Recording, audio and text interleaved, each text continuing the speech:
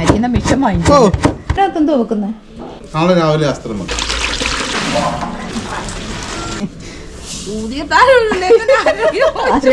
അയ്യോ മെലിഞ്ഞിരിക്കുന്നെന്ന് വെച്ചാൽ അതിൽ ആരോഗ്യമില്ലെന്ന് ആരാ പറഞ്ഞേ? ഇങ്ങനെയുള്ളവർക്കൊക്കെ ഒത്തിരി ആരോഗ്യം ഉണ്ടെന്ന് തോന്നുന്നു. തെറ്റിദ്ധാരണ.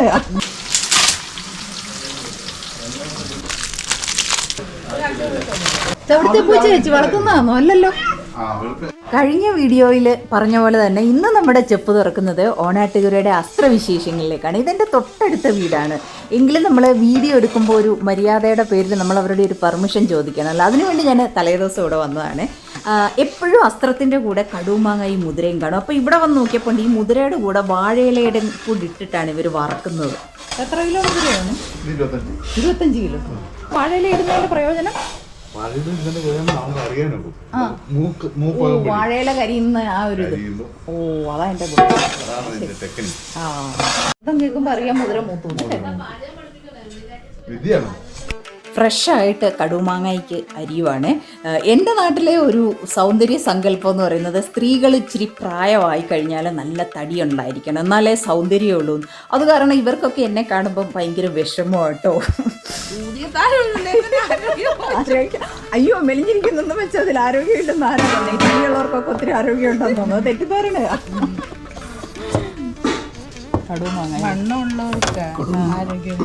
അല്ല നമ്മളെ ഇട്ട് ഇങ്ങനെ ഒത്തിരി നാള് കഴിഞ്ഞെടുക്കത്തില്ലേ, അതിനൊന്നും ഈ ഇതൊരു ഇതില്ല.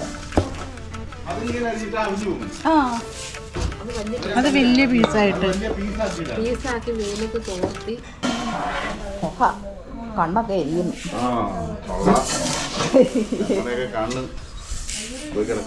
ഇതിനകത്ത് തന്നെ വെള്ളം ഒഴിച്ചിടാൻ പറ്റത്തില്ലേ? ഇല്ല. ഞാൻ ചോദിച്ചത് ഇത് ഉരുളിയിൽ തന്നെ ഇട്ടങ്ങ് വെള്ളം ഒഴിച്ചിട്ടാൽ പോരായോ കുതിരാനായിട്ട്? കാര്യം ഫുൾ നൈറ്റ് ഇത് കുതിർത്ത് രാവിലെയാണ് ഇത് വേകാൻ വെക്കുന്നത്. അന്നേരമാണ് പറഞ്ഞത് എത്ര ആയാലും തീ കനല് ചുവട്ടിൽ കാണും ഉരുളിയുടെ. അപ്പോൾ ഇത് കൂടുതൽ മൂക്കാൻ ചാൻസ് ഉണ്ട്. അത് അവർ മാറ്റി വേറെ എടുക്കുന്നത്. ഇങ്ങനെ ഈ വെള്ളം ഒഴിക്കുന്നത് പോരെ? അടുപ്പിൽ വെള്ളം ഒഴിച്ചാൽ ചാരം ഇങ്ങനെ പറക്കും. അത് കാരണമാണ് ഈ ഉരുളി തണുപ്പിക്കാൻ വേണ്ടി ഇതിലോട്ട് വെള്ളം ഒഴിച്ച് അവർ ഇത് പാത്രം തണുപ്പിക്കുന്നത്. അടുത്ത ദിവസം രാവിലെ 10 മണി മുതിര അടുപ്പിൽ കയറി. ഓണക്കായിരുന്നു വെള്ളരിക്കായല്ലേ? കായ, മത്തങ്ങ, ചേന ഇടൂ അല്ലേ? കപ്പക്കിഴങ്ങ്, കാച്ചില്, ചക്ക പിന്നെ എന്തിനുള്ളതാ? ചക്ക എന്തിനും പടവലങ്ങ, ക്യാരറ്റ്, പച്ചമുളക്, കരിവേപ്പില, പച്ചത്തേക്ക.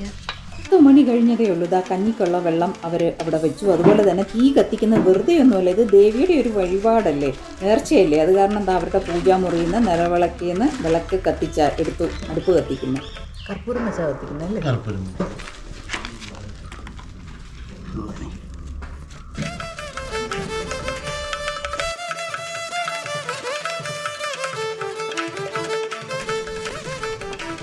അപ്പൊ ഇത് കിടന്നു വേവോ?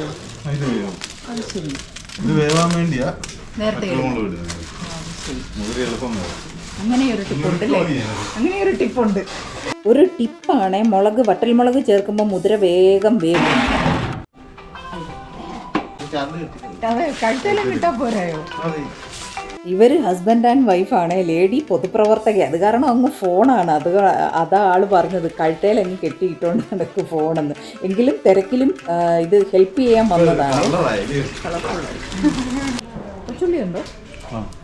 ഞാൻ ഇതിനിടയ്ക്കൊന്ന് വീട്ടിൽ പോയി. അപ്പോഴത്തേക്ക് ഇതാ കൊച്ചുള്ളിയും പച്ചമുളകും എല്ലാം കൂടെ ചേർത്ത്, മുളക് പൊടിയും മഞ്ഞപ്പൊടിയും ഉപ്പും എല്ലാം കൂടെ ചേർത്ത് ഉരുളിക്കകത്ത് അസ്ത്രം അടുപ്പിൽ കയറി. അങ്ങനെ നേരത്തെ ചേർക്കണ്ടേ?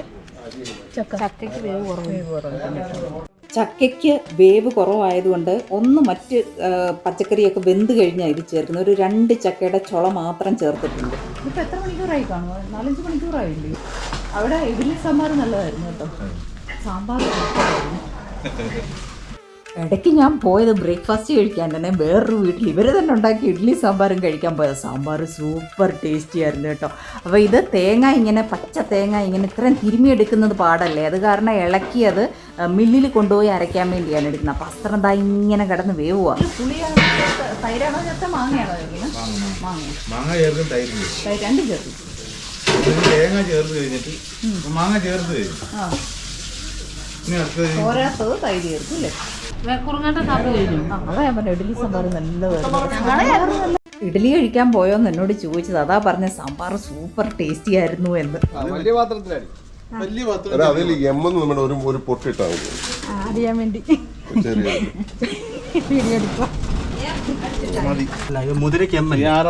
ഒന്നും ചെയ്യണ്ട, അതിലൊന്നും ചെയ്യണ്ട. അസ്ത്രത്തിന് തേങ്ങയുടെ കൂടെ ചെറിയ ഉള്ളിയും വെളുത്തുള്ളിയും കൂടെ വളരെ കുറച്ച് ചേർത്ത് അരയ്ക്കുവേ. മുതിരയുടെ അരപ്പുമായിട്ട് മാറിപ്പാതിരിക്കാനാണ് നെയിൽ പോളിഷ് വെച്ച് എഴുതുന്നത്. ഇതൊരു ചടങ്ങാണ്. വീട്ടിലെ അമ്മയാണ് 3 കൈ ഇട്ടു, അത് അമ്മയുടെ മോള്. ഇവരെല്ലാം ഇങ്ങനെ വീട്ടിലുള്ളവരൊക്കെ 3 കൈ വെച്ചിടും. ഇതൊന്ന് ചരിയിട്ട് അങ്ങ് കഞ്ഞി വെക്കുക ചെയ്യുന്നത്. ഇതാ അതുപോലെ തന്നെ തേങ്ങ അരച്ചിതാ ചേർത്ത്. തീ കത്തിക്കത്തില്ല, വേണ്ട. തിളച്ച് മറിഞ്ഞ് കിടക്കില്ല. തേങ്ങ അങ്ങ് വരും. ഇപ്പോൾ സമയം 3:30 മണിയോളം ആവുന്നു. ഒരു 11 മണിക്ക് ഈ ഓട്ടുരുളിക്കകത്ത് അസ്ത്രം കയറിയത്. ആ കഷ്ണമെല്ലാം ഇങ്ങനെ വെന്ത് അങ്ങ് അതിനകത്തൊന്നും ഒന്നുമില്ല ഇനി, കണ്ടോ. അതുപോലെ തന്നെ ഇത് ജീരകം വറുത്ത് പൊടിച്ചാണ് ചേർക്കുന്നത്. എന്തുവാ, ഞാൻ ഇടയ്ക്ക് കഴിക്കാനൊന്ന് ലഞ്ച് കഴിക്കാൻ വീട്ടിൽ പോയ ആ ഒരു സമയത്ത് ഇവർ ഇതിനു മുമ്പ് ഇതിനകത്ത് തൈര് ചേർത്തിട്ടുണ്ട്. ആദ്യം മാങ്ങ ചേർത്തിട്ടുണ്ട് പുളി അഡ്ജസ്റ്റ് ചെയ്യാൻ, ബാക്കി ഇവർ തൈര് ചേർത്തേ. അതുപോലെ വീടുകളിൽ ഇപ്പം ഞാനൊക്കെ ആണെങ്കിലും ഉണ്ടാക്കുമ്പോൾ നമ്മൾ തേങ്ങയുടെ കൂടെ ജീരകവും, കൊച്ചു ജീരകമാണ്, ജീരകവും കൊച്ചുള്ളിയും ചേർത്ത് നന്ന പേസ്റ്റ് പോലെ അരച്ചാണ് ഇത് ചേർക്കുന്നത്. അതുപോലെ തന്നെ ലാസ്റ്റിൽ നന്നായിട്ട് വെളിച്ചെണ്ണയ്ക്കകത്ത് കടുക് വറുത്ത കൊച്ചുള്ളിയും കൂടെ ചേർത്താണ് ഒഴിക്കുന്നത്. ഇപ്പം ഇങ്ങനത്തെയൊക്കെ ചടങ്ങിലുണ്ടാക്കുമ്പോൾ മണത്തിനൊരു ലേശം വെളുത്തുള്ളിയും അതുപോലെ തന്നെ ഉലുവ വറുത്ത് പൊടിയും ചേർക്കും, കുരുമുളകും ചേർക്കും. പിന്നെ ഇത്രയും ക്വാണ്ടിറ്റി വെളിച്ചെണ്ണയാണ് ഇവർ ഇതിന് ഉപയോഗിക്കുന്നത്. കഞ്ഞി ആയിട്ടുണ്ട്, അത് നോക്കുവാണേ.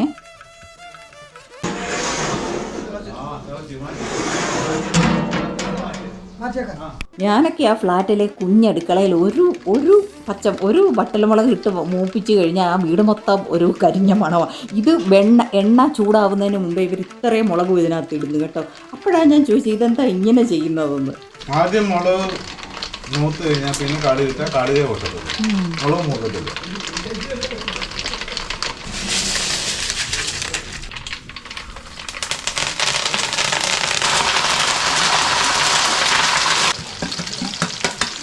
ഇവരെല്ലാം വലിയ പാചകക്കാരാണ് ഞങ്ങളുടെ നാട്ടിലെ. അപ്പം അടുത്ത ടിപ്പ് കണ്ടല്ലോ, എണ്ണ ചൂടാവുന്നതിന് മുമ്പേ വറ്റൽമുളക് ചേർത്ത് കഴിഞ്ഞ് അതൊന്നായി കഴിഞ്ഞ് കടുക് ഇട്ടാൽ മതി. അപ്പം മുളക് കരിയത്തില്ല. എന്നാൽ അതെല്ലാം കഴിഞ്ഞ് ഇതൊരു കളറിന് വേണ്ടി മുളക് പൊടി, കാശ്മീരി ചില്ലി, അതിനൊരു നല്ലൊരു ടെക്സ്ചർ കളർ വരണം, അതിനു വേണ്ടിയാണ് ഇത് ചേർക്കുന്നത്.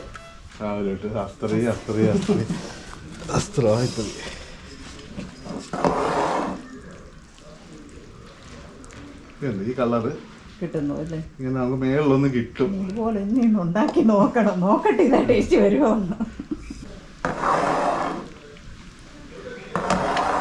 ഈ ഒരു കളർ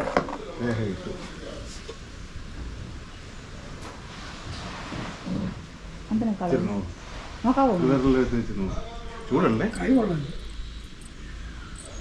എന്താ ടേസ്റ്റ് ആയിരുന്നു എന്നറിയാവോ ആ ഓട്ടുരുളിയിൽ ഇങ്ങനെ കിടന്ന് വെന്ത. അതിന്റെ ഓണാട്ടുകാരക്കാരുടെ അസ്ത്രം ഏതാന്ന് ഇനി ആരും എന്നോട് ചോദിക്കത്തില്ലല്ലോ. ഇപ്പൊ എല്ലാരും കണ്ടില്ലയോ പ്രോപ്പർ ആയിട്ട് അസ്ത്രം എങ്ങനെയാ ചെയ്യുന്നത്. നീ അസ്ത്രം നിങ്ങളെ പരിചയപ്പെടുത്തിയത് ആരാണെന്ന് അറിയണ്ടേ. ഇതാണ് നമ്മുടെ പ്രധാന പാചകക്കാരൻ. പേര് പറഞ്ഞിരുന്നു? എന്റെ പേര് രാധാകൃഷ്ണൻ. ഞങ്ങളൊക്കെ സജി എന്നാണ് വിളിക്കുന്നത്. ഇത് അദ്ദേഹത്തിന്റെ ഭാര്യയാണ്, അസിസ്റ്റന്റ്, കൂടാതെ ഞങ്ങളുടെ പഞ്ചായത്ത് പ്രസിഡന്റ് കൂടെ. അതാണ് വേറൊരു ഹൈലൈറ്റ്. ഇനി പേര് പറയൂ. എന്റെ പേര് രാജേന്ദ്രൻ. എല്ലാ ഹെൽപ്പർ ഇങ്ങോട്ട് തിരിക്കണം. രഞ്ജു, സരള, ദേവരാജൻ. ഇത്രയും പേരാണ് ഇതിന്റെ കൂടെ ഉണ്ടായിരുന്നത്. ഇനി ഒരാളെയും കൂടെ പരിചയപ്പെടുത്താം. ഇതിന് അവസരം നമുക്ക് ഒരുക്കി തന്ന് നമ്മുടെ ഈ വീട്ടിലെ വീട്ടുടമസ്ഥയെ കൂടെ കാണണ്ടേ, അതുകൂടെ കാണണ്ടതാ. ഇതാണ് ആ കഥാനായിക, എന്റെ അയൽക്കാരി കൂടാണ് കേട്ടോ. ഇതാണ് സജിത, പുള്ളിക്കാരിയുടെ വീടാണ്. പുള്ളിക്കാരിയുടെ സമ്മതത്തോടാണ് നമുക്കിപ്പോൾ ഈ വീഡിയോ എടുക്കാനും പറ്റിയത്. അപ്പം എല്ലാവർക്കും ഒരു വലിയ താങ്ക്സ് നിങ്ങളും പറഞ്ഞേക്കണേ. ഇതാണ് ആ ടീം.